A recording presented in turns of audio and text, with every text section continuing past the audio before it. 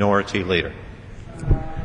Thank you, Mr. Speaker. It's a pleasure to be able to join you and my colleagues this evening. We've had a busy day and dealt with a lot of different questions and issues, and yet in the minds of Americans, I believe, all across our country, people are thinking about the economy.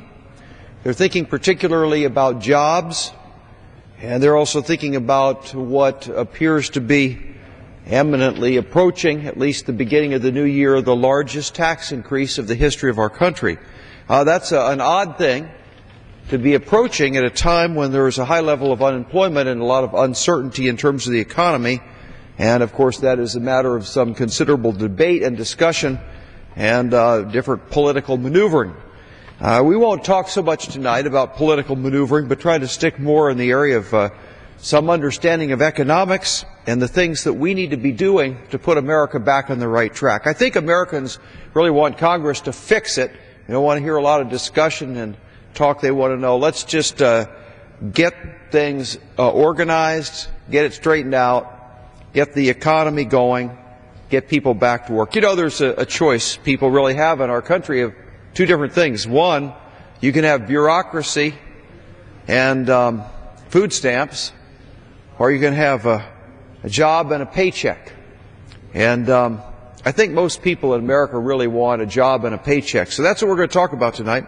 I'm joined by a couple of my esteemed colleagues, people that are very long on common sense, so they're my friends, but also people that I believe that very much respected, not only by their own delegations, the people that elected them, but increasingly known across the country. I'm joined by my good friend Dr. Gingrey. I don't know how many careers he's had. That's why he got the doctor part. He delivered a bunch of babies, I believe, down in the Atlanta area, and also has been a state senator and now has joined us here and helped us on a lot of health care questions, but also pretty good on these economic things. And GT all the way from Georgia all the way across over to Pennsylvania, and another small businessman who worked in health care businesses privately, but also a member of Congress and a good conservative friend of mine. I'm going to start off before I call on them to join our discussion here this evening and just talk a little bit about something that when I first came to Congress 10 years ago seemed a little odd to me. In fact, as an engineer, it almost seemed like water running uphill, because people were saying that if you cut taxes, the government can take in more money.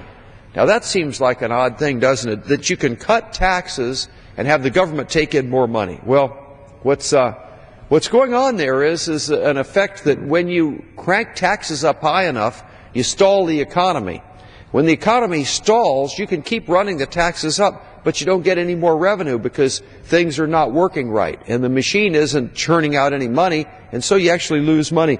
I came up with a way of explaining it, and we had a chance to have Art Laffer, an economist that was back with the Reagan administration, who came up with this understanding, and he explained it in different ways the other night, earlier in the week. But the point of the matter is that you can actually cut taxes and the government gets more money. And here's the way it might work. Think about a loaf of bread, and you're king for a day. You got to tax the loaf of bread. What are you going to tax it? A penny or $10? You go back and forth in your mind. Say, penny, it's easy. I could get everybody to buy just the same loaf of bread that they do today. So we'd sell a lot of loaves of bread and maybe get a penny for each one, but that doesn't add up very fast. Maybe I could charge $10 on a loaf of bread. Well, maybe people wouldn't buy very much bread, but boy, when they did, I'd get $10. Well, common sense would say there's some place in between a penny and $10 on a loaf of bread where you can collect the most taxes. And that's what's going on. When the government cuts taxes, actually gets the economy going, and this chart shows that. It's called a Laffer curve. This red is the tax rate, and then this here is the federal revenues. And so what we're seeing here is that you have a ratio. As you start to drop taxes, actually the federal revenue goes up, and that's what's happened a number of times. We're going to talk about that. But I'm going to, would either one of my colleagues want to join in and talk a little bit about where we're going, what we ought to be doing? What do we do on the biggest tax hike in the history of the country? We're going to let that go into place in January or not? What do you think? Well, first of all, I want to thank my good friend from Missouri for hosting this hour. This is a very important issue. We are facing without action and intervention, the largest tax increase in the history of our country. And I am the Laffer curve and the professor that put that together, very smart man, and I think it's very telling. I think that actually it could be named, take a little creative license, and in addition to be a Laffer curve, a curve of uncertainty or certainty, because there is some point in there, and you've already mentioned that word, that you either have certainty in the economy and jobs are created and economic development happens, or you have uncertainty and things come to a screeching halt. And that's what we've seen over this past 2 years plus in terms of the economy, and that's jobs. And the one thing I tell people that, or what I hear when I go around and I talk with the people at home, frankly, I talk with the people who are the job creators, it's uncertainty in the economy. And a lot of that has to do with taxes. They don't know what taxes are coming. They have been not just these, and some people will call these the Bush-era tax cuts. Frankly, I call them the people's tax cuts. We've been enjoying them for almost a decade now. It's been the money in the pockets of the people at home. They're making decisions. But it's not just those. It's all the taxes that have been layered on bill after bill by this Democratic Congress over the past 2 years. And I've talked with many people who are normally every year they'll take part of their profit, and that's not a bad word. That's a good word. That's what's made our country strong. And they'll take that profit and they'll reinvest it in their businesses. You know, they'll build a new location, or they'll add a service line or a product line, or maybe they'll just repackage something so that freshen it up. And they hire people when they do that. They create prosperity. They create jobs.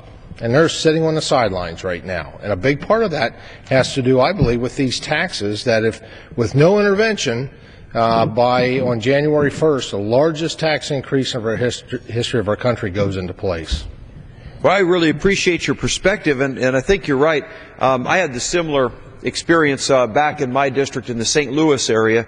We had a meeting that we had on Main Street. You know, you've got to have a Main Street in downtown St. Charles, across the river from St. Louis County. There's a Main Street in downtown St. Charles. So we asked a bunch of small business owners, I think about 40 or 50 of them, to come to a meeting about a year or so ago.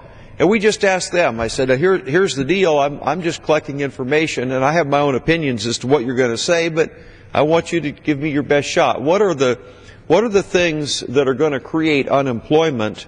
And of course, the converse of that is, if you don't do those things, then employment will come back. You know, what are the things that are really enemies to that are just wrecking the economy? And they gave me a list of 5 things, and we didn't actually put them in order, but the one that came to their mind first was taxes. And it was just basically along the same lines as what you're saying, gentlemen, because if you're a small businessman and you get taxed and taxed and taxed, it takes away the money you have to invest in new processes, new technology, new lines of equipment, adding a wing on the building, putting some new machine tools in there, whatever it is. All those things create jobs.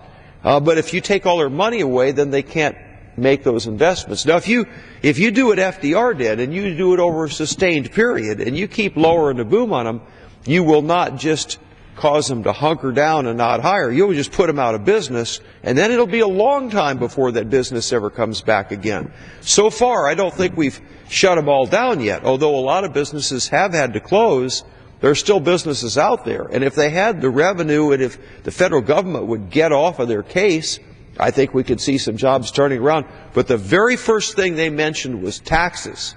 And the second thing you mentioned was uncertainty. And they mentioned that about second. So you were exactly in line with the St. Charles people in the state of Missouri. Missouri folks think the same way. Same way. Dr. Gingrey, I see you in a contemplative air there, and we'd love to hear a little wisdom on the subject of free enterprise as well, my friend. Well, Mr. Speaker, I thank my gentleman friend from Missouri for giving me the opportunity